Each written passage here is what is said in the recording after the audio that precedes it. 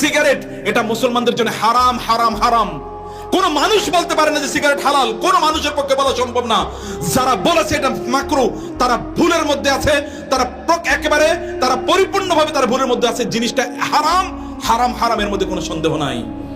কারণ এই জিনিস খাওয়ার আগে বিসমিল্লাহ বলা যায় না, খাওয়ার পরে আলহামদুলিল্লাহ বলা যায় না। এটা প্রচন্ড দুর্গন্ধময়। এর মধ্যে জাহান্নামের 3টি উপাদান আছে, এর মধ্যে জাহান্নামের আগুন আছে, এর মধ্যে জাহান্নামের ধোঁয়া আছে এবং এই জাহান্নামের দুর্গন্ধ আছে। কয়টা উপাদান আছে জাহান্নামের? জাহান্নামের 3টা উপাদান এর মধ্যে আছে। এটা কোনো মানুষের সামনে খাওয়া যায় না, ভালো মানুষের সামনে খাওয়া যায় না, পিতামাতার সামনে খাওয়া যায় না, আলেম ওলামার সামনে খাওয়া যায় না, মসজিদে গিয়ে খাওয়া যায় না, টয়লেটে গিয়ে কেবলমাত্র খাওয়া যায়। কত নিকৃষ্ট এগুলো মুসলমানদের মুখে কিভাবে উঠে? এখানে যারা আছেন এখন শপথ করে বলবেন এই যে সিগারেট বা ইত্তকার আপনারা গ্রহণ করবেন না, হাত তুলে বলেন। অনেকে ভয়ে আছে, এতদিন খাইলাম এখন কি এটা ছাড়িয়ে দেবো? বলুন না, হিম্মত করুন, আল্লাহ তাআলা শক্তি দেওয়ার মালিক। বলুন আল্লাহ আর এটা কখনোই স্পর্শ করবো না। বলতে পারবেন তো নাকি? এটা বলুন, আল্লাহ সুবহানাহু ওয়া তাআলা যেন আপনাদের জন্য সহজ করে দেন। রমাদান আসছে সামনে, প্র্যাকটিস করেন না। এই যে সামনে রমাদান আসছে, এখন আমি অনেককে বলবো 2 নম্বর যে কাজটি, প্রিয় ভাইরা, বহু জিনিস এই যে আমরা এই যে ওলামায়ে কেরামরা আছেন, এই যে জামা আছে না, এই টুপি, এই যে দাড়ি, এই যে জামা, এগুলোর কারণে বহু হারাম কাজ থেকে আল্লাহ তাআলা আমাদেরকে আল্লাহ রক্ষা করেন নিজের হাতে। কিভাবে রক্ষা করেন জানেন? এই দাড়ি টুপির কারণে খারাপ জিনিসের দিকে তাকাতেই পারি না।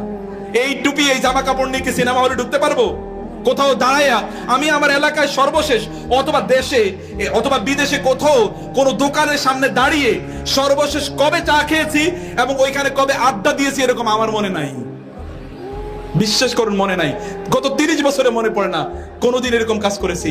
একটাই কারণ যে এই দাড়ি টুপি নিয়ে ওইখানে কিভাবে দাঁড়াই ওইখানে। সিনেমা হল তো বহু পরের কথা, টেলিভিশন দেখা তো বহু পরের কথা, উলঙ্গ অশ্লীল নারীর দিকে তাকানো তো বহু পরের কথা, পরকীয়া তো বহু পরের কথা, হারাম জিনিস স্পর্শ করা তো বহু পরের কথা। এগুলো আমাদেরকে বাঁচিয়ে দেয়। এগুলো আল্লাহ সুবহানাহু ওয়া তাআলা বাঁচানোর জন্য বহু আইটেম আল্লাহ তাআলা তৈরি করে দিয়েছেন। এখানে অনেকের এখনো দাড়ি নাই, এমন 2-4 জন একটু হাত তুলে বলেন তো যে আপনারা এখন থেকে দাড়ি রাখবেন ইনশাআল্লাহ। মাশাআল্লাহ মাশাআল্লাহ মাশাআল্লাহ। অনেকেই তোলেন নাই, তাতে কি হচ্ছে? আমার কি তাতে কোনো লস আছে নাকি? আমাদের কাজ হচ্ছে এই যে আমার শাহিদ ভাই এবং ওই যে ওলামায়ে কেরাম, আমাদের কাজ হচ্ছে দিনের কথা বলে যাওয়া। আপনি পালন করবেন কি করবেন এটা আপনার দায়। আমরা বলবো যে আল্লাহ আমরা পৌঁছে দিয়েছি তোমার কথা।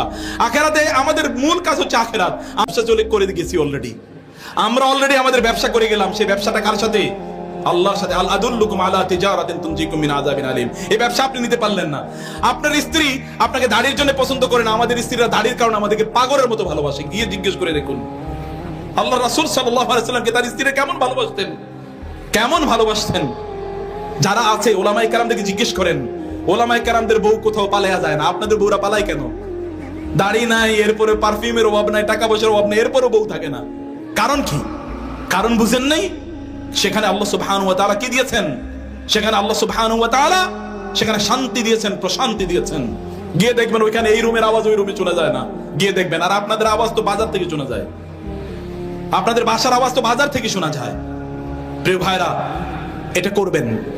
তাওহীদ পূর্ণ জীবন যাপন করুন, শিরক থেকে নিজেকে রক্ষা করুন, শিরক থেকে নিজেকে বাঁচান। ইবাদত হবে কার? কেবল আল্লাহর। দোয়া হবে, প্রার্থনা হবে কার? মান্নত হবে কার নামে?